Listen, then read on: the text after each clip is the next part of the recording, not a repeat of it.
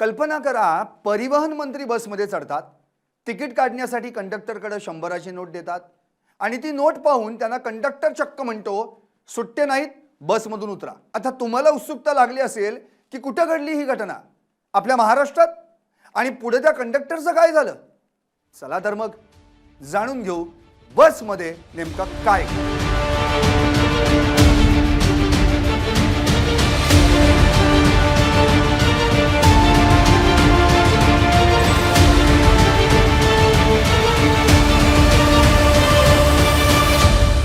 नमस्कार, मी संदीप आणि तुम्ही पाहताय LS मराठी. ही घटना आहे कर्नाटक राज्यातली.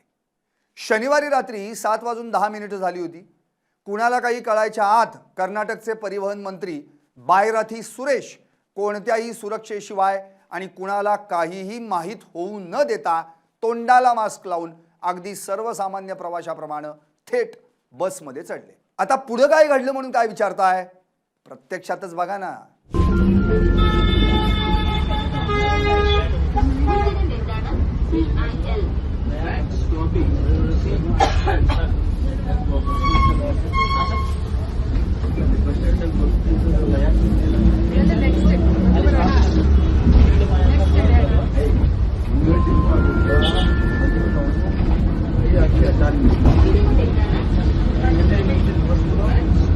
ಇದು ಪನ್ವಡ್ ಪನ್ವಡ್ ಪನ್ವಡ್ ಅಂತ ಒಬ್ಬ ತಡಕಿರಲ್ಲ ಅಲ್ಲಿ ಸ್ಟಾಪ್ ಇಲ್ಲ ಸರ್.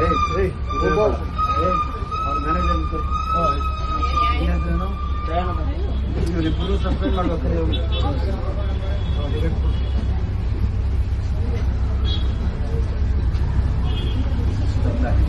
ಯಾಕೆ ಗೊತ್ತಿಲ್ಲ ಬಸ್ಸು ಹೇಳ್ಬೇಡ. ಇಲ್ಲ ನಿಜ ಸರ್, ಹೊರಗಡೆ ಇಲ್ಲ ಸರ್. ಪ್ರತಿ ಬಸ್ ಸ್ಟಾಪ್ ಇರೋದು ಅಲ್ಲಿ ಮುಂದಟಿ ಪಾಳಿ ಬಸ್ ಸ್ಟಾಪ್ ಇದೆ, ಅಲ್ಲಿ ಸ್ಟಾಪ್ ಇರೋದು. ಎಲ್ಲ ಹೋಗ್ತಾ ಇದೆ ಬಸ್ ಬಸ್ಸಿಂದ ಇನ್ನೂರು ರೋಡ್ ಹೋಗ್ತಾ ಅಲ್ಲಿ ಸ್ಟಾಪ್ ಇರೋದು, ಅಲ್ಲಿ ಬಿಟ್ಟರೆ ಇಲ್ಲೇ ಸ್ಟಾಪ್ ಇರೋದು. Bus number 220.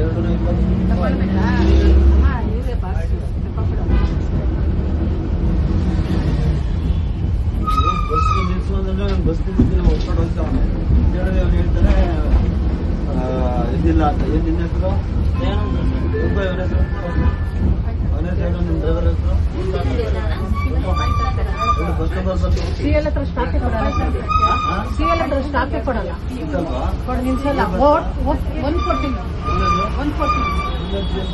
ಇಲ್ಲಿ ಸಿಎಲ್ ಹತ್ರ ಸ್ಟಾಪೇ ಕೊಡಲ್ಲ. 111 ಹೊಟ್ಟೈತು, 114 ಹೊಟ್ಟೈತು. 114 पाहिलं, एका मंत्र्यानं बसमधून असा का प्रवास केला असेल? काय कारण? कारण एकच, सार्वजनिक वाहनांमधून प्रवास करताना सर्वसामान्यांना काय त्रास होतो ते समजून घेण्यासाठी. कर्नाटकचे परिवहन मंत्री बायराथी सुरेश यांनी हेब्बल ते नागाशेट्टी हल्ली ही बस पकडली. 2 तिकिटे मागितली आणि 100 रुपयांची नोट कंडक्टरला दिली. ती 100ची नोट पाहून कंडक्टर म्हणाला, सुट्टे द्या. मंत्री म्हणाले, सुट्टे नाहीत. त्यावर कंडक्टर भडकला आणि म्हणाला, सुट्टे पैसे देऊ शकत नसाल तर बसमधून उतरा. परिवहन मंत्री बायराथी सुरेश कोणताही वाद न घालता शांतपणे बसमधून खाली उतरले, कारण त्यांना पोलखोल करायची होती. पुढचे 2 तास हे मंत्री महोदय काही थांबलेच नाहीत.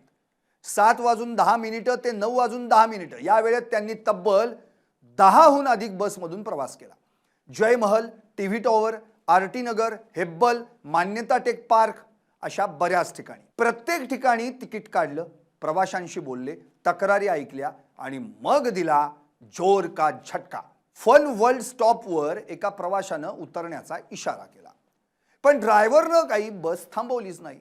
मग मात्र मंत्री महोदय संतापले आणि आता बस झालं असं म्हणत थेट आदेशच दिला, या ड्रायव्हरला आणि कंडक्टरला तात्काळ सस्पेंड करा. अवघ्या 2 तासात कारवाई झाली आणि मंत्री बसमधून उतरून थेट ऑटोमध्ये जाऊन बसले. मंत्र्यांनी नागाशेट्टी हल्लीवरून ऑटो पकडली. मीटरवर तर 30 रुपये दाखवत होते, पण ऑटोवाल्यानं मागितले 36 रुपये. मंत्र्यांनी विचारलं, मीटरपेक्षा जास्त का? त्यावर ऑटोवाला म्हणाला, नंतर मीटर दुरुस्त करून घेईन. मंत्री 40 रुपये देऊन उतरले, पण त्याला चांगलीच तंबी दिली. प्रवाशांची लुबाडणूक खपवून घेणार नाही. आता तुम्ही म्हणाल की जे कर्नाटकात घडलं ते महाराष्ट्रात कधी घडणार? यातून आपल्याला 3 धडे मिळाले. मंत्री जर स्वतः सर्वसामान्य माणूस बनून पाहणी करू शकतात तर आपले मंत्री का करू शकत नाहीत?